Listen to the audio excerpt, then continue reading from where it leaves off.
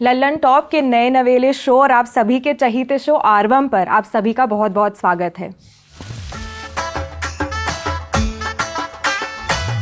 एक राज्य है जहां से खबर आ रही है कि बच्चों का जबरन धर्मांतरण हो रहा है। वही राज्य से खबर आ रही है कि बच्चों के हॉस्टल के बेड के नीचे क्रिश्चियन की जो किताब है बाइबल वो पाई गई है। सरकार तो कह रही है कि ये सारे जो आरोप है वो झूठ है, लेकिन भाजपा और एबीवीपी कह रही है कि सरकार को इस पर तहकीकात करनी होगी। दूसरा राज्य है साउथ इंडिया का, जहां से खबर आ रही है कि डॉग बाइट बहुत बढ़ गए हैं। केरला की बात करेंगे, केरला की स्टोरी है और सिर्फ केरला ही नहीं, राज्य के और जो साउथ इंडिया है और भारत के कई सारे राज्य हैं जहां पर ये जो डॉग बाइट के किस्से हैं वो बढ़ते जा रहे हैं। दूसरा राज्य है जहां से खबर आ रही है कि कृष्णम राजू जो एक प्रसिद्ध एक्टर थे उनकी मृत्यु हो गई है और एक वीडियो वायरल हो गया है उनके भतीजे का। उस भतीजे का नाम है प्रभास, जो एक मशहूर एक्टर है साउथ इंडिया के। कर्नाटका से एक आइकॉन की बात करेंगे, तुलसी गौड़ा जी, और आखिर में बात करेंगे कि जो तिरुपति मंदिर है आंध्र प्रदेश का, वहाँ पे जो दान की जो रकम है, डोनेशन है, वो इस साल इस महीने सबसे ज़्यादा बढ़ गए हैं। और यही सब समझाने के लिए और हमसे बात करने के लिए मेरी सहयोगी यहाँ पे मौजूद है अक्षता नंदगोपाल। अक्षता, बहुत बहुत स्वागत है आपका शो में। हाय नूपुर, कैसे लग रहा है एक हफ्ते बाद, ओणम के बाद? एक ऐसे लग रहा है कि और एक जगह चले जाएं। हाँ। और वहाँ पे खाना खाएं। ज़्यादातर कमेंट्स वही है, मोस्ट और जगह जाओ और खाओ। और बहुत सारे लोगों ने न्योता भी दिया है कि अपने अपने राज्य का जो डिशेस हैं वो हम टेस्ट करें। तो हम ये सारी चीज़ें ज़रूर करेंगे और जहाँ पे खाना है वहाँ पे सौरभ भी होंगे, तो हम तीनों आपके लिए ये कवर करेंगे। तो अक्षता, सबसे पहले बढ़ते तमिलनाडु की तरफ। 10 सितंबर की खबर है कि तमिलनाडु का एक जो मिशनरी स्कूल है वहाँ पर जबरन धर्मांतरण हो रहा है, रिलीजियस कन्वर्जन हो रहा है। तो लल्लन टॉप व्यूअर्स को बताइए कि कहानी क्या है। तो ये एक स्कूल है चेन्नई में। चेन्नई में एक जगह है रॉयपेटा बोलकर, अगर आप चेन्नई गए हो तो आपको पता होगा ये कहाँ पे है। CSI मोनाहन गर्ल्स स्कूल है। CSI मतलब चर्च ऑफ साउथ इंडिया, बहुत फेमस इंस्टीट्यूशन है साउथ इंडिया में, पर्टिकुलरली तमिलनाडु में। तो इस स्कूल में यही बताया, जैसे आपने इंट्रोडक्शन में बोल रहे थे कि एक पैनल गए थे, एक body NCPCR, the national commission for protection of child rights, गए थे वहाँ पे। और उनको लगा कि ये स्कूल के जो हॉस्टल के बच्चे हैं, जो गर्ल्स स्कूल है तो गर्ल्स स्टूडेंट्स थे, उनको फोर्सिबली कन्वर्ट किया क्रिश्चियनिटी को। और ये मतलब बहुत बड़ा टॉकिंग पॉइंट हुआ है तमिलनाडु में, क्योंकि ये पहली बार नहीं हो रहा है तमिलनाडु में। अभी ये एक्चुअली 2-3 महीने पहले ही तंजावुर में, एक और जगह तमिलनाडु में हुआ था कि एक लड़की ने उनकी जान ले ली और बोल रही थी इसलिए क्योंकि मेरे वार्डन ने टॉर्चर किया मेरे को और कन्वर्ट करने के लिए कोशिश की। तो इस इंसिडेंट उसकी वजह से ज़्यादा फोकस में आ गई कि एक और इंस्टीट्यूट में ऐसे हो रहा है। और इस इंसिडेंट अगर आप देखोगे, NCPCR बोल रहे हैं कि जब हम हॉस्टल गए थे तो आप बोल रहे थे बाइबल दिख रहा था, जीसस क्राइस्ट के पिक्चर्स थे सब जगह, और बहुत लड़कियाँ आ गई, स्टूडेंट्स आ गए और हमको बोल रहे थे कि हमको टॉर्चर कर गए हैं, हॉस्टल वार्डन हमको फोर्सिबली कन्वर्ट कर रहा है। लेकिन जब ये NCPCR पैनल ने बोल दिया कि जितने भी गर्ल्स है इस हॉस्टल में सबको शिफ्ट करवाओ स्टेट गवर्नमेंट से, गवर्नमेंट और स्टालिन सरकार जो है तमिलनाडु में बोल दिया कि ऐसा कुछ नहीं हो रहा है, कुछ कन्वर्जन के बारे में कुछ नहीं हो रहा है, ये बहुत रेप्यूटेड स्कूल है, इस हॉस्टल में कुछ नहीं हो रहा है, तो हम एक्शन नहीं लेंगे। तो अभी वही हो रहा है कि जो पॉलिटिक्स है और पॉलिटिकल पार्टीज है सब मतलब स्टैंड ले लिया, लेकिन सरकार ने बोल दिया कि ये सब झूठ है और ऐसा कुछ नहीं हो रहा है। तो ये जो रिपोर्ट है उसमें मांगे की गई है, 3-4 मांगे हैं कि सबसे पहले तो ये जो लड़कियां हैं उनको 24 घंटे के अंदर उस CCI से बाहर शिफ्ट किया जाए, रेस्क्यू किया जाए। ये भी मांग है, वो रिपोर्ट में लिखा गया है कि CCI से जुड़े लोग के खिलाफ FIR दर्ज की जाए। मतलब ये जो वार्डन है, टीचर्स हैं वहाँ पे, जो केयर टेकर्स हैं, उनके खिलाफ एक FIR दर्ज की जाए। और आखिर में ये भी लिखा है कि माता पिता के जो बयान है वो रिकॉर्ड किए जाए। तो ये सारी जो मांगे हैं वो NCPCR ने बताई है कि वो उनकी तुरंत कंप्लीट की जाए। बट जो स्टेट गवर्नमेंट है, DM के स्टालिन की जो सरकार है, वो कह रही है कि ये सब हुआ ही नहीं है। तो आगे ये भी खबर आई थी, आप बता रहे थे कि जैसे तमिलनाडु में 3-4 महीने पहले लावण्या करके जो लड़की थी, छात्रा थी, उन्होंने आत्महत्या कर ली क्योंकि वो कह रही थी कि उनकी वार्डन ने उनको फोर्स किया कि धर्मांतरण उनका किया जाए क्रिश्चियनिटी में, ईसाई धर्म में।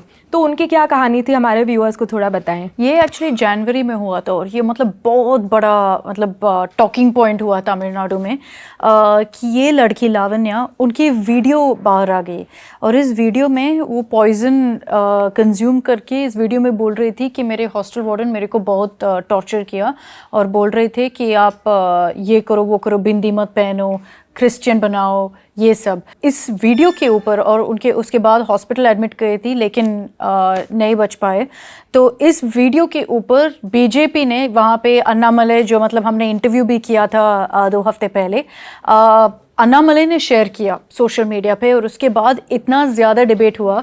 जैसे इस बार डीएमके बोल रहे हैं कि कुछ नहीं हुआ, उस समय भी डीएमके बोल रहे थे कि ये कन्वर्जन का एंगल बिल्कुल झूठ है। तो डीएमके को मानना था कि हाँ कुछ तो हुआ है स्कूल में और कुछ फैमिली डिस्प्यूट था, इसकी वजह से लावण्या ये स्टेप लिया था। लेकिन सरकार ये बोल रहा था, मद्रास हाई कोर्ट ने इस पर सीबीआई इन्वेस्टिगेशन ऑर्डर कर लिया, क्योंकि मद्रास हाई कोर्ट भी बोल दिया कि आप कैसे ऐसे इग्नोर कर सकते हो, जब वीडियो है, जब इन्वेस्टिगेशन और मतलब परिवार भी बोल रहे हैं कि कन्वर्जन के एंगल हैं, आप कैसे इग्नोर कर सकते हो। अगर आप तमिलनाडु में देखोगे ना कि और ये भी इस पर भी काफ़ी कंट्रोवर्सी हुआ था कि क्योंकि मेन एक्यूज जो था, जो जब उनकी बेल मिली थी, एक डीएमके एमएलए वहाँ पे जाकर उनको गार्लैंड करके वेलकम कर लिया था। जैसे बिल्किस बानो में अभी इतना ज़्यादा हंगामा हो रहा था, उस पर भी डीएमके में ज़्यादातर लोग पूछ रहे थे कि क्या हो रहा है इस पार्टी में, कि अगर एक एमएलए जा सकते हैं और एक्यूज्ड को जो अबेटमेंट ऑफ सुसाइड चार्ज था उस पे मतलब वेलकम करके गार्लैंड कर रहे थे, तो इस पे भी ज़्यादा कंट्रोवर्सी हुआ था। अच्छा, और तमिलनाडु में अगर देखें ये 2 केसेस के अलावा कि रिलीजियस कन्वर्जन जो जबरन धर्मांतरण होता है, क्या ये कॉमन प्रैक्टिस है, क्या ये सामान्य तरीके से होता है और न्यूज़ रिपोर्ट्स क्या कह रही है? देखो, अगर आप देखोगे तमिलनाडु में क्रिश्चियन मिशनरीज बहुत स्ट्रॉन्ग हैं और ये क्रिश्चियन मिशनरीज बहुत सालों से तमिलनाडु में स्कूल सेटअप किया है, बहुत चर्चेस है जिससे फ्री एजुकेशन देते हैं, फ्री मेडिकल ट्रीटमेंट देते हैं।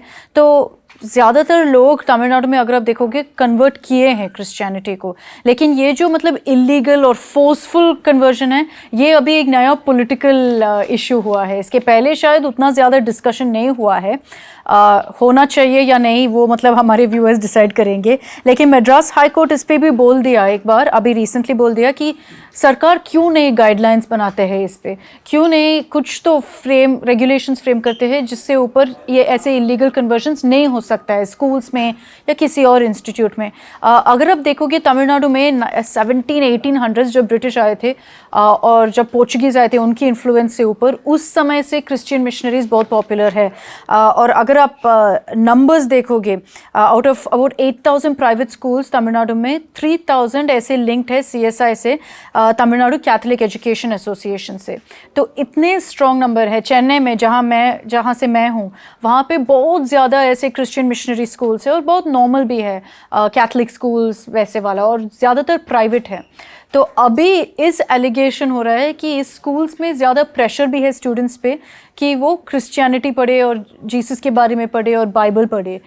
लेकिन इतने इसमें कितना सच है कितना नहीं है वो तो मतलब इन्वेस्टिगेशन के बारे में ही पता चलेगा। लेकिन मद्रास हाई कोर्ट ने ज़रूर ये बोल दिया कि कुछ तो गाइडलाइंस होना चाहिए कि एक स्कूल में अगर पढ़ाई के बिना मतलब रिलीजन के बारे में हो जाता है तो फिर मतलब बहुत डेंजरस भी है। तो इसलिए मद्रास हाई कोर्ट ने बोल दिया कि कुछ रेगुलेशंस बनवाओ सरकार से। तो अभी आपको जानकारी होगी कि कितने प्रतिशत तमिलनाडु में हिंदू है, क्रिश्चियन है, मुस्लिम है? क्योंकि ये सारे जो आई थिंक ये जो पार्टी डीएमके भी कह रही है और जो हॉस्टल के जो मतलब केयर टेकर्स है वो भी कह रहे हैं कि बहुत सारे लोग तो हिंदू और मुसलमान है। अगर आप तमिलनाडु में देखोगे हिंदूज ही ज़्यादा डोमिनेंट है, लेकिन क्रिश्चियंस और मुस्लिम्स कई सालों से मतलब वहाँ पे सेटल्ड भी है। केरला जैसा actually if you look at it, Tamil Nadu और केरला की पॉपुलेशन में काफ़ी मतलब कॉमन है कि हिंदूज डोमिनेंट है, लेकिन क्रिश्चियन और मुस्लिम नंबर्स इंक्रीज हो रहा है। और ये जो स्कूल्स है चेन्नई में और ज़्यादा तमिलनाडु में क्रिश्चियन स्कूल्स, इसमें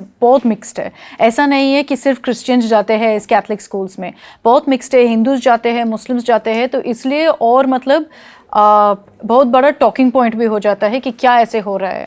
अगर आप देखोगे बहुत बड़ा स्कूल्स चेन्नई में some of the most popular schools Chennai में, ये सब क्रिश्चियन रन स्कूल्स ही है।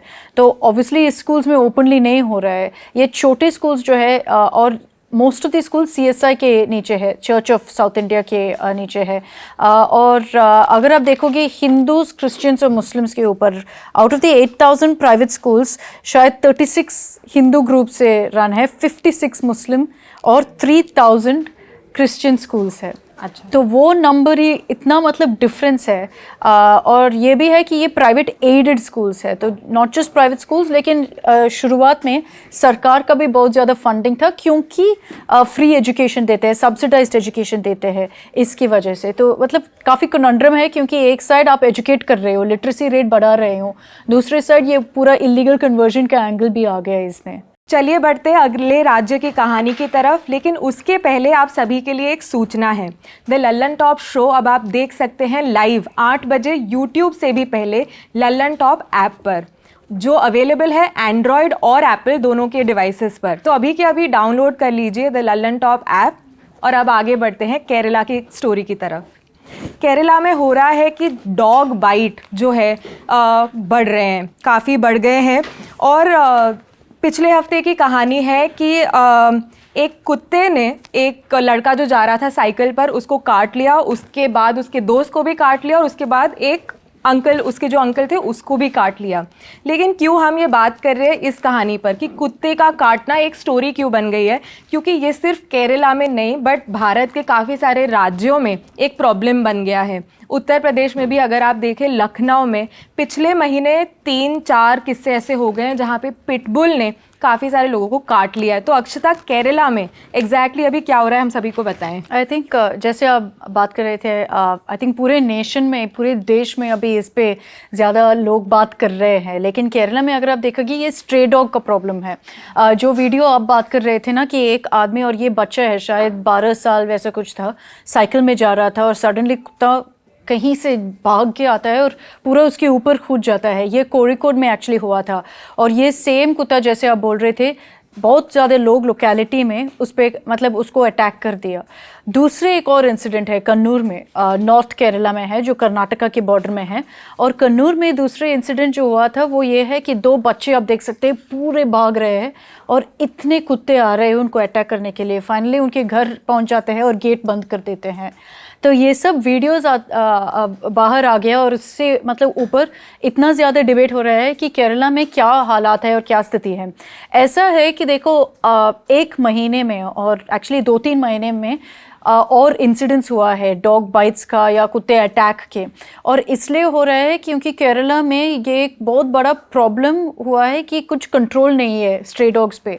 अगर हर गली में अगर आप जाओगे केरला में बहुत ज़्यादा स्ट्रे डॉग्स है, तो ये प्रॉब्लम हुआ है कि नंबर्स बढ़ गए, रेबीज स्प्रेड हो रहा है, तो उसकी वजह से। और ये सब इसलिए टॉकिंग पॉइंट हुआ है कि आई थिंक 1 महीने पहले हुआ था कि एक 12 साल की लड़की मर गई। और ये 5 सितंबर पे हुआ था, पत्तनमतिट्टा बोलकर, जो कोची के पास है। और पत्तनमतिट्टा में ये हुआ था कि ये 12 साल की लड़की, उसको एक कुत्ता काट लिया था अगस्त में, रेबी शॉट लिया था इसने, उसके बाद हाँ। फिर भी मर गई। और ऐसे आई थिंक 3 लोग थे, एक्चुअली 5 लोग थे जिसको रेबी शॉट्स मिल गया फिर भी मर गए। और 2022 में, इस साल में 21 लोग, 21 क्या 21 है, 21 लोग ऐसे मर गए डॉग बाइट्स की वजह से, जिसमें 5 लोग को रेबीज शॉट्स मिला था लेकिन फिर भी मर गए। तो इसके ऊपर ही मतलब काफ़ी डिबेट हो रहा है कि लोगों को कैसे सुरक्षित रखें। पहले तो ये एग्रेसिव फेरोशियस डॉग्स है जो स्ट्रीट्स में है केरला में और बच्चों को काट रहे हैं। दूसरे कि अगर आप रेबीज शॉट लेते हो फिर भी प्रॉब्लम हो रहा है, फिर भी लोग मर रहे हैं। तो ये 12 साल की लड़की के मरने के बाद बहुत ज़्यादा डिस्कशन हुआ, ये सुप्रीम कोर्ट भी गया था और सुप्रीम कोर्ट ने ये भी बोल दिया कि 2-3 चीज़ बोल दिया एक्चुअली, कि एक, सरकार क्यों कुछ नहीं कर रहा है, क्या कर सकते हो। दूसरी कि इसके पहले ऐसे क्यों इन्फेक्शंस और स्पेशली रेबीज स्टॉप करने के लिए जो वैक्सीनेशन ड्राइव रखते हैं, इसमें कमी क्यों था। और तीसरी, सुप्रीम कोर्ट ने ये भी बोल दिया कि जो लोग ये खाना देते हैं सही है, लेकिन इसको भी देखना पड़ेगा कि क्या कर सकते हैं, क्योंकि उसकी वजह से और कुत्ते भी पाल रहे हैं जगह में। तो ये सब सुप्रीम कोर्ट ने भी बोल दिया। लेकिन अगर आप देखोगे कि क्यों हो रहा है ऐसे, यही है कि सरकार बोल रहे हैं कि देखो हम ट्राई कर रहे हैं, अभी वैक्सीनेशन कैंप शुरू कर रहे हैं, और एक काफ़ी कंट्रोवर्शियल डिसीजन लिया है सरकार ने कि हम अभी ये जो जितने भी स्ट्रे डॉग्स है जो फेरोशियस है या रेबीज है उसको हम मरवाएंगे। तो सरकार ने ये बोल रहे हैं, लेकिन सुप्रीम कोर्ट जाकर फर्स्ट परमिशन लेंगे क्योंकि इलीगल है एक्चुअली। तो सुप्रीम कोर्ट जाकर परमिशन लेके ये एक्चुअली करेंगे कि जितने भी कुत्ते आइडेंटिफाई करते हैं कि जो लोगों को अटैक कर रहे हैं उसको मरवाएंगे या जैसे भी कल करेंगे बेसिकली। तो आप जैसे शो कर रहे थे तो आपने वहाँ पे केरला के लोगों से भी बात करी होगी इस पे? बिल्कुल, देखो 2-3 मतलब वर्जन्स है इस पे। एक लोग बोल रहे हैं कि ये बिल्कुल सही है क्योंकि हम सफ़र कर रहे हो, हमको डर लग रहा है बाहर जाने के लिए। लेकिन दूसरी चीज़ ये भी बोल रहे हैं कि सरकार अब तक क्यों नहीं कुछ किया, क्योंकि ये प्रॉब्लम क्यों केरला में सिर्फ है, मतलब हर जगह हम सब ऐसे रहते हैं कि हमारे गली में हमारे घर के पास इतने कुत्ते हैं। कुछ कुत्ते तो मतलब एग्रेसिव होते हैं, कुछ तो मतलब काम और डॉसाइल है, लेकिन केरला में इतने ज़्यादा इंसिडेंट्स क्यों हो रहा है कि dog bytes, dog attacks increase भी हुआ है। अगर आप डेटा देखोगे कि actually rabies deaths in Kerala actually double हुआ 2020 से 2022 तक। तो ये क्यों हुआ है? 2 साल में डबल हो गया। 2 साल में डबल हुआ है क्योंकि आप देखोगे कि 5 डॉग डेथ्स हुआ था, डॉग बाइट रिलेटेड डेथ्स 2020 में, अभी 21 हुआ है। तो मतलब वो पूरा more than double actually, 4 times. क्योंकि 5 2020 में हुआ था, 11 2021 में, और इस साल 21 सो फार हुआ है। तो काफ़ी इंक्रीज 4 गुना बढ़ गया है। हाँ। तो ऑब्वियसली कुछ तो प्रॉब्लम हुआ है। तो एक पॉलिसी है जो पूरे मतलब देश में फॉलो करते हैं, ABC बोलकर, एनिमल बर्थ कंट्रोल। तो इससे जो भी स्ट्रे कुत्ते हैं उसको लेकर सर्जरी करवा के स्टेरिलाइज करके फिर रिलीज़ करते हैं। केरला में इसमें इम्प्लीमेंटेशन में बहुत दिक्कत हुआ है। पहले कि लोग जो कर रहे हैं उसमें सेंटर्स जो है बहुत कम है, लोग जो ट्रेंड है वो कम है। इतनी स्टोरीज में पढ़ रही थी कि कुछ कुत्ते के लिए ट्रीटमेंट ही नहीं दिया, पपीज हुए थे स्टेरिलाइजेशन के बाद, कुछ कुत्ते के लिए ट्रीटमेंट नहीं दिया कि टेलर स्टिच कर रहे हैं उनको सर्जरी के बाद, ऐसे है। तो लैक ऑफ ट्रेनिंग था, सरकार कुछ नहीं कर रहे थे। इसकी वजह से अभी इतने ज़्यादा इंसिडेंट्स हुआ है। एक इंसिडेंट हुआ था शायद कोट्टयम में, जहाँ पे लोग गुस्से में एक कुत्ते को मरवा के मार दिया और फिर उसको हैंग कर दिया, स्ट्रीट में पब्लिकली हैंग कर दिया गुस्से में। तो ये हो रहा है कि कुछ लोग मतलब ऐसे ही जो भी स्टेप्स लेना है उनके लिए ले रहे हैं क्योंकि सरकार कुछ नहीं किया। मैंने सरकार से भी बात किया, केरला मिनिस्टर है TB राजेश MB राजेश शायद बोलकर, जो बोल रहे थे मेरे को कि हम वैक्सीनेशन अभी कराएंगे, शेल्टर्स बढ़ाएंगे और जितने शेल्टर्स है, और सुप्रीम कोर्ट जाकर परमिशन लेंगे कि जितने भी फेरोशियस कुत्ते हैं उसको मरवाएंगे। लेकिन मेरे को पता नहीं है कि सरकार कैसे आइडेंटिफाई करेगा कि कौन से कुत्ता फेरोशियस है और कौन सा ठीक है। तो इस पे भी ज़्यादा सवाल भी पूछ रहे हैं। और ये लोगों ने शायद और एक डिसीजन भी लिया है जिसमें पहले ये लोग मास वैक्सीनेशन करते थे ब्लॉक लेवल पर। जैसे हमारा गवर्नेंस स्ट्रक्चर है उसमें ब्लॉक एक बड़ा हिस्सा होता है, उससे छोटा हिस्सा होता है पंचायत। तो ये सारे जो डेथ्स हुई है उसके बाद सरकार ये कह रही है कि पहले जो ब्लॉक लेवल पे वैक्सीनेशन होता था अब वो पंचायत लेवल पे करेंगे। मतलब ये जो वैक्सीनेशन सेंटर्स है वो बढ़ाए जाएंगे और ज़्यादा से ज़्यादा वैक्सीनेशन दिए जाएंगे। ये सिर्फ एक्चुअली केरला की बात नहीं है, लखनऊ उत्तर प्रदेश में भी ये जो डॉग बाइट के किस्से वो काफ़ी ज़्यादा बढ़ गए हैं। और ये सिर्फ स्ट्रे डॉग की बात नहीं है, जो पेट डॉग्स होते हैं, जैसे एक पिटबुल था, एक औरत के बेटे का जो कुत्ता था, वो कुत्ते ने ये औरत को काट लिया और जिससे उनकी मृत्यु हो गई। उसके बाद दूसरे ऐसे 2 किस्से भी आए थे कि पिटबुल ने जो लखनऊ के लोग थे, काफ़ी सारे लोग थे, उनको भी काटा। तो मतलब ये सिर्फ केरला की कहानी नहीं, उत्तर प्रदेश में भी हो रहा है। तो मुझे लगता है कि आगे हम काफ़ी सारी कहानियाँ और शायद सुनेंगे अगर सरकार ने इमीडिएटली कोई डिसीजन लिया नहीं और इसको हम सॉल्व नहीं कर पाए। तो अब आगे बढ़ते हैं तेलंगाना की तरफ। कृष्णम राजू करके एक बहुत प्रसिद्ध एक्टर थे और अटल बिहारी वाजपेयी के वक्त पर वो एक मंत्री भी थे, राज्य मंत्री भी थे। उनकी मृत्यु हो गई हाल में। उनके भतीजे थे प्रभास, जो और एक मशहूर एक्टर है साउथ इंडिया के, अब तो पूरे भारत में प्रसिद्ध हो चुके हैं। वो काफ़ी रो रहे थे जब उनके चाचा की मृत्यु हो गई। तो आज हम बात करते हैं कृष्णम राजू की। कृष्णम राजू एक वेटरन एक्टर था, रेबल स्टार बोलते हैं टॉलीवुड में। एक वेटरन फिल्म एक्टर था, लेकिन जैसे आप बात कर रहे थे पॉलिटिशियन भी था, जो काफ़ी कॉमन है। और इसके पहले भी हम बात किया था कि जितने फिल्म स्टार्स पॉलिटिक्स में भी एंटर करते हैं, कृष्णम राजू जैसे अगर आप देखोगे उनके फिल्म करियर 70s से शुरू हुआ, शायद 90s तक बहुत एक्टिव था फिल्म्स में, फिर पॉलिटिशियन बन गया, तो फिर फिल्म्स बैक सीट ले लिया। और पॉलिटिशियन से भी मतलब उनके जो नेता की स्टिंट थे वो भी बहुत सक्सेसफुल था। लोकसभा में एक एमपी था बहुत टर्म के लिए, एमओएस था, मिनिस्टर ऑफ स्टेट था कई टर्म्स के लिए अगेन। तो उनको रेबल स्टार बुलाते थे बहुत पॉपुलरली टॉलीवुड में।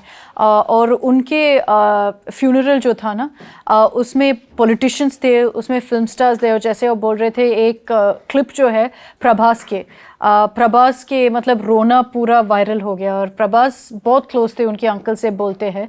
और उस फुटेज में आप देख सकते हो कि चिरंजीवी, महेश बाबू दोनों उनके पास खड़े हैं और कंसोल कर रहे हैं। दूसरे जो स्टार बहुत इमोशनल हुआ था वो है पवन कल्याण, जो पावर स्टार बुलाते हैं वहाँ पे। वो भी बहुत काफ़ी पॉपुलर है, नेशन वाइड पॉपुलर नहीं है प्रभास के तरफ, लेकिन पवन कल्याण बहुत पॉपुलर है टॉलीवुड में और तेलुगु ऑडियंस में। और पवन कल्याण भी मतलब पॉलिटिशियन भी है, और उनकी भी बहुत इमोशनल ट्रिब्यूट था कृष्णम राजू इसलिए बहुत पॉपुलर था क्योंकि उनको टॉलीवुड में अगर आप देखोगे, जैसे मैं बोल रही थी वेटरन एक्टर था, लेकिन ये सब जो अभी जनरेशन के एक्टर्स हैं ना, सबको कृष्णम राजू बहुत जानते थे उनके काम से पर्सनली भी। और कौन सी फिल्म उनकी फेमस है और कैसे रोल्स करते थे वो? कृष्णम राजू की फिल्म्स मैंने नहीं देखा, लेकिन 70s से जब शुरू हुआ, 1994 शायद उनकी लास्ट फिल्म था। तो उनके रेबल स्टार का टैग इसलिए था क्योंकि उनकी बहुत मास पॉपुलैरिटी और फैंस था। और टॉलीवुड में एक प्रैक्टिस है कि जितने भी बहुत बड़ा स्टार्स है उनको एक नाम दिलवाते हैं, तो इनके नाम था रेबल स्टार। लेकिन उनकी फ्यूनरल अगर आप देखोगे, और ये शायद एक बहुत बड़ा टेस्टमेंट है कि कितना बड़ा था। चिरंजीवी था, महेश बाबू, पवन कल्याण, जितने भी, केटी रामाराव जो मिनिस्टर है केसीआर के बेटे, जी किशन रेड्डी यूनियन मिनिस्टर, सब थे उनके फ्यूनरल में। उनके क्रिमेशन भी स्टेट ऑनर्स के साथ हुआ था क्योंकि उनकी कंट्रीब्यूशन इतना था तेलंगाना और आंध्र प्रदेश के लिए, और आई थिंक पूरे देश के लिए, not just as a film actor और सुपरस्टार बट पॉलिटिशियन के हिसाब से भी, क्योंकि नेशनल पॉलिटिक्स में भी इतना बड़ा रोल प्ले किया था इनसे। जी, आई थिंक वो फॉरेन मिनिस्ट्री में मिनिस्टर ऑफ स्टेट थे, एक्सटर्नल अफेयर्स में। हाँ, एक्सटर्नल अफेयर्स में मिनिस्टर ऑफ स्टेट थे। हम जैसे हर आरवम के एपिसोड में एक आइकॉन की बात करते हैं इन 5 राज्यों में से, तो आज हम बात करने वाले हैं तुलसी गौड़ा की। तो हमें विस्तार से बताइए कि तुलसी गौड़ा का क्या कंट्रीब्यूशन रहा है। तो पहले अगर तुलसी गौड़ा के बारे में बात करें, ज़्यादातर आई थिंक आवर व्यूअर्स देखा होगा कि वो पद्मश्री वो सेरेमनी जो था 2020 में, 2021 या 2021 yes. अच्छा सॉरी, मेरा ईयर्स पूरा मिक्स हो गया। तो उस समय जब गई थी राष्ट्रपति भवन अवार्ड लेने के लिए, उस समय उनकी पिक्चर्स वायरल हुआ था क्योंकि इतना हम्बल और सिंपलिस्टिक थी, बिना स्लिपर्स के गई थी। तो तुलसी गौड़ा हालाकी ट्राइब से है, और वहाँ पे जो ट्रेडिशन है वो यही है कि साड़ी पहनते हैं बिना ब्लाउज के, जैसे आप देख सकते हैं तुलसी गौड़ा के लिए भी बहुत बीडेड नेकलेस पहनते हैं, एटलीस्ट 10 ऐसे होगा रिंग्स में। तो ये मतलब उनकी ट्राइब के फॉर्मेट है, और कल्चरली ऐसे पहनते हैं। मेटल बैंगल्स बहुत ज़्यादा, चूड़ियाँ हाँ वही पहनते हैं। तो इनको बोलते हैं एनसाइक्लोपीडिया ऑफ द फॉरेस्ट। वो बोलते हैं कि एटलीस्ट आई थिंक कुछ 10,000 या बोलते हैं लैक्स ऑफ ट्रीज तुलसी गौड़ा ने ही प्लांट किया कर्नाटका में। और उनके एक नर्सरी था जो फॉरेस्ट डिपार्टमेंट के अंदर के नीचे अंदर आते थे, कर्नाटका फॉरेस्ट डिपार्टमेंट में। तो तुलसी गौड़ा जब छोटी से वहीं पे काम करती थी, और सालों के लिए जितने भी पेड़, जितने भी सैपलिंग्स जो छोटे ट्रीज थे, वो सब वही देखती थी। और जितने भी लोग उनसे इंटरेक्ट करते थे वही बोलते थे कि इनके जो पैशन था एनवायरनमेंट के लिए, और नेचुरली इतना इन्फॉर्मेशन थी, इसलिए एनसाइक्लोपीडिया ऑफ फॉरेस्ट बोलते हैं उनको। जी, और उनकी जो बचपन की कहानी है वो भी बहुत ही रोचक है। तुलसी जब छोटी थी, पिताजी का देहांत हो गया था, तब उनकी मम्मी उनको लेके जाती थी लकड़ियाँ काटने के लिए, और तब से उनका पेड़ के प्रति जो प्यार था वो तब वहीं से शुरू हुआ।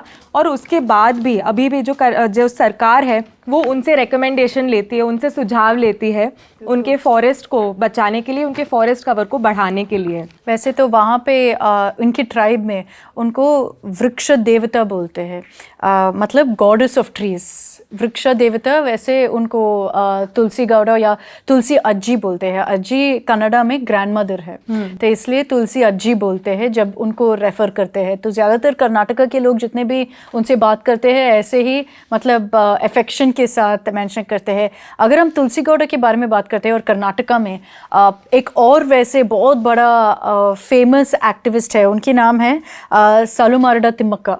तो उनकी भी वो पद्मश्री आई थिंक 2019 में मिली थी। उनके लिए भी सेम स्टोरी है, मतलब अगर आप देखोगे सीनियर सिटीज़न है, और उन्हें और उनके पति दोनों ने बैनियन ट्रीज़, जहाँ पे रहते थे बहुत ज़्यादा बैनियन ट्रीज़ थे उनके विलेज में, तो एक पूरे जगह में आई थिंक शायद शिवमोगा से तुमकुरू तक वैसा कुछ है, पूरे डिस्टेंस को कवर कर दिया बैनियन ट्रीज़ में। मुझे याद है कि जब मैं स्कूल जाती थी तो एक रोड था जहाँ पे बस चारों तरफ, दोनों तरफ बस बैनियन ही बैनियन ट्री थे।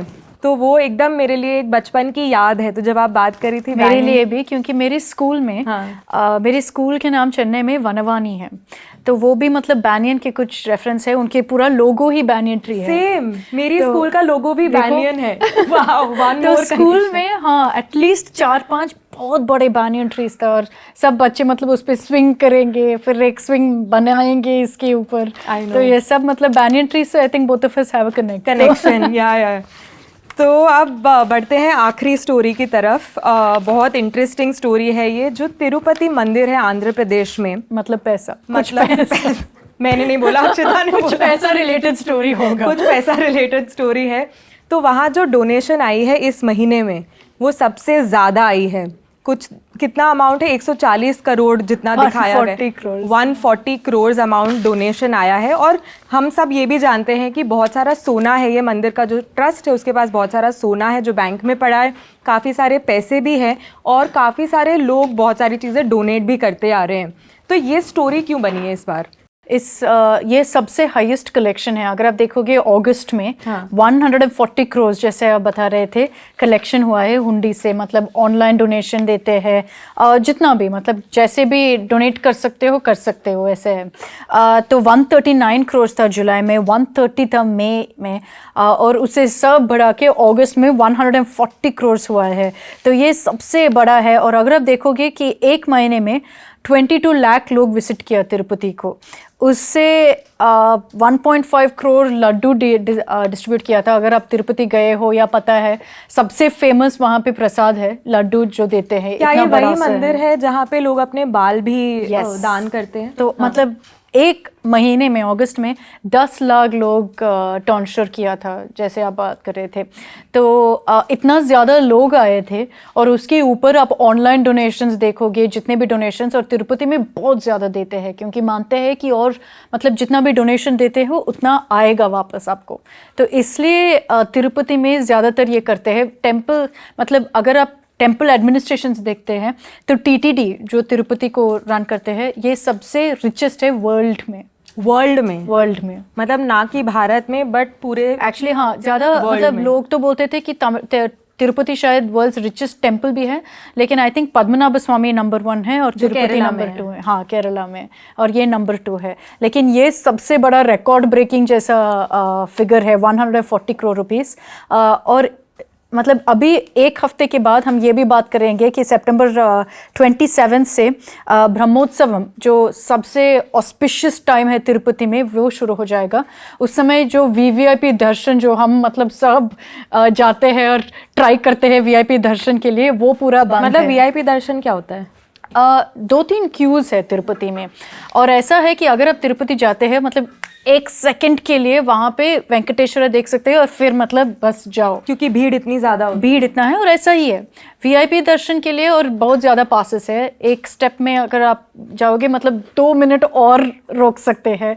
दूसरा जो हाईएस्ट लेवल है जहाँ पे मतलब आपके फिल्म स्टार्स, प्रधानमंत्री मोदी जब जाते हैं, उनके लिए तो मतलब बहुत अलग वीवीआईपी है। लेकिन अगर हमारे लिए, जैसे मेरे लिए मान लो वीआईपी दर्शन करना है, तो एटलीस्ट 1 मिनट और मिलेगा बस। आप गए हैं तिरुपति? नहीं, मैं नहीं गई हूँ एक्चुअली, वेरी सैडली, क्योंकि मेरे फैमिली इतने बार, और मेरे पेरेंट्स, मैं हमेशा पूछती हूँ आप क्यों जाते हो इतने बार बिना मेरे को लेकर। हाँ। लेकिन हाँ, मेरे फैमिली बहुत मानते हैं, लेकिन मैं कभी नहीं गई। But as someone who is just interested in policy and all of that, मुझे लगता है कि ये मुझे पूछना है कि पैसे का सोने का क्या करते हैं? तो एक ऐसा है कि बहुत ज़्यादा पैसे टीटीडी को मिलता है टेम्पल अपकीप के लिए, उनके रखने के लिए। लेकिन एक्चुअली 2 महीने पहले ही जगन गवर्नमेंट ने इंक्रीज कर दिया कि जो गवर्नमेंट को देना है इसके 2.5 करोड़ था पहले, अभी 50 करोड़ बना दिया। 2.5 करोड़ से 50 करोड़ बना दिया कि जगन सरकार को देना है। और जो गवर्नमेंट है, आंध्रा गवर्नमेंट है, इसको इस पैसा यूज़ करते हैं और टेम्पल्स और मंदिर के लिए, अपकीप के लिए, और फिर उनके डेवलपमेंट वर्क्स के लिए। तो अब बढ़ते हैं मेरे फेवरेट पार्ट की तरफ, जो है एक्चुअली 2 फेवरेट पार्ट्स हैं मेरे। एक तो रिकमेंडेशन हो गया जो अक्षता हमें देती है हर हफ्ते, और दूसरा हो गया हमारा कमेंट सेक्शन। तो अक्षता, इस हफ्ते आपके रिकमेंडेशंस क्या क्या हैं? एक्चुअली मेरे रिकमेंडेशन तिरुपति के ऊपर ही है। हाँ। 2 रिकमेंडेशंस है और दोनों बहुत अच्छा कॉफ़ी टेबल बुक्स है। कॉफ़ी टेबल बुक्स मतलब डिस्प्ले के लिए रखते हैं, जिसमें ज़्यादा फैक्ट्स भी मिलता है तिरुपति के बारे में, जो लेजेंड है वगैरह। तो एक जो मेरे घर में भी है और मेरे को बहुत अच्छा लगता है, बहुत बड़ा है, Tirumala Tirupati the legends in beyond बोलकर है, और जितना पिक्चर्स है बहुत खूबसूरत है। दूसरा जो आई थिंक लास्ट ईयर ने ही रिलीज़ किया था, वो है तिरुमला कलियुग वैकुंठम। तो ये भी एक बहुत अच्छा खूबसूरत बुक है, जिससे मतलब आपको लेजेंड्स के बारे में, तिरुपति में ये सब के बारे में जानकारी मिलेगा। फिल्म्स में अगर आप देखोगे, एक फिल्म मेरे को याद आ गया इसलिए 2 दिन पहले, शायद पता नहीं क्यों, लेकिन ये काफ़ी पुराना फिल्म है, 2010 की, उतना पुराना नहीं लेकिन मेरे लिए पुराना है। आयुरतिल ओरुवन बोलकर, ये तमिल फिल्म है। आयुरतिल ओरुवन मतलब वन ऑफ मैनी। वैसे इसमें सूर्या जो है, सूर्या के ब्रदर कार्ती था उसमें, एंड्रिया जेरेमिया है। काफ़ी डिफरेंट फिल्म है। ऐसा है कि मतलब चोरा के टाइम पे नहीं, मॉडर्न टाइम, एक ग्रुप जाते हैं एक आर्कियोलॉजिस्ट ढूंढने के लिए एक चोरा लेफ्ट ओवर लॉस्ट किंगडम में, वैसा है। तो फैंटेसी फिल्म है, शायद ब्रह्मास्त्र की वजह से मेरे मन में आ गए, लेकिन ये एक अच्छा फिल्म है, मतलब वन टाइम वॉच जैसा गुड फिल्म है। तो ये मेरा रिकमेंडेशन है। और मेरे रिकमेंडेशन जैसे कि हमेशा फूड के होते हैं। मैंने पिछले हफ्ते खाया था, केरला का एक हलवा था जो अच्छा। ऐसे ब्लॉक में काटते हैं। हाँ, नहीं यहाँ पे कैसे करते हैं हलवा? मैंने सोचा कि वो डेलिकेसी नहीं है कि हलवा यहाँ पे भी मिलता नहीं, मेरी दोस्त के घर पे खाया था मैंने। तो वो केरला गई थी, वहां से लेके आई थी। हाँ, मुझे नहीं पता। हलवा बहुत मिलता है केरला हाँ। में, लेकिन मेरे को लगा, शायद ऑब्वियसली मैं गलत थी, कि यहाँ पे भी वो हलवा मिलता है, तो पता नहीं था कि यहाँ पे नहीं मिलता। अच्छा, मैंने कभी पहले नेक्स्ट एपिसोड नहीं, जब भी मैं केरला जाती हूँ लेकर आ जाती हूँ। बट बहुत ही अच्छा था, ब्राउन कलर का था, छोटे छोटे ब्लॉक्स में काटा हुआ था, और ज्यादा मीठा नहीं था, which was the best part. तो वो हमारे रिकमेंडेशंस हो गए। अब मेरा फेवरेट पार्ट, कमेंट्स की तरफ चलते हैं। अक्षता, मैं शुरू करूं? यस। शिवांगी शर्मा ने बोल दिया, it's so amazing to see Gujarati, Punjabi, Malayali and UP on the same food table, true India, Onam के बारे में। Thank you very much Shivangi. प्रयास पल, ब्यूटिफुल एंड वंडरफुल एपिसोड, पूरा मज़ा आ गया knowing and watching Malayali celebrations. Happy Onam to all. Liked the child in Saurabh ji while eating and the friendly commentary by Akshita. Thank you. प्रशंसा appreciation. अच्छा, प्रशंसा to Nupur ji for हर मेहनत while recovering. बिल्कुल, मतलब वो पूरे जगह में, बिल्डिंग में एटलीस्ट 3 फ्लोर्स था, हर जगह नुपुर 5 मिनट के बाद आ जाएगी जैसे भी, तो खाने के लिए अमेजिंग, अल्टीमेटली खाना मिलने वाला था। Also kudos to all value adders behind the scenes. That's so important. मतलब आप लोग शायद सिर्फ अक्षता और मुझे और सौरभ को देखते हैं, लेकिन कई सारे लोग जो हमारा शूटिंग करते हैं, जैसे आज मोहन है, शिवेंद्र हमारे प्रोड्यूसर हैं, अमितेश जो हमारा शूटिंग करते हैं, उनके लिए भी अप्रिसिएशन प्रयास पल से। यस। अभी ये बोल रहा है कि voice over of Akshata ma'am is like those old documentaries. अच्छा है या बुरा है? It was so good. नहीं, ओल्ड डॉक्यूमेंट्रीज मतलब अरे एकदम एवरग्रीन चीज आपकी हो गई। इतना मुश्किल था, मतलब I think I took at least 1 hour उस वॉइस ओवर के लिए।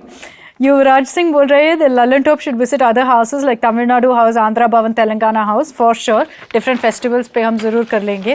अमन Singh, hats off to team Aravam, in nobody like you in Indian media. मजा आ गया। Great, thank you very much Aman. No way is the name. हाँ, वही मैं बोल रही हूँ। नो वे उनके मतलब नाम है, पर बोल रहे हैं the way you all are eating all the cuisines, show people where you are from and Saurabh ji rocks. हम तो ऐसे ही खाएंगे। बिल्कुल मैंने देख लिया. Sridhar Rampalli would like to see episodes about Telangana का Batukam festival. It's also a flower festival. वो शायद आ रहा है I think next 2 हफ्ते में या अगले हफ्ते, तो हम ज़रूर डिस्कस करेंगे. श्रीधर कहाँ जाएंगे? कहाँ तो जाना है वो मैं देख लूँगी, तेलंगाना भवन में कुछ हो रहा है कि नहीं.